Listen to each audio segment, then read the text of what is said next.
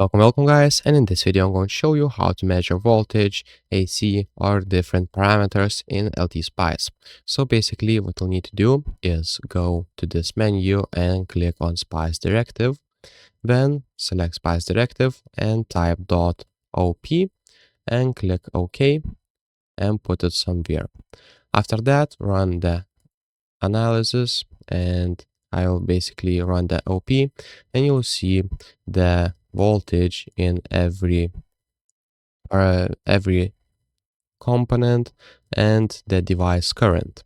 And basically, if you need to do a simpler way, what you can do is by pointing with your cursor, you'll see right here in this area the voltage and current. So as you can see, if I go to the in, it says DC operating point Vin is equal to 0 volts. So that's pretty much it guys. If this video was been helpful, please make sure to subscribe to Guide to Everything, comment down below for the algorithm, and see you in the next one.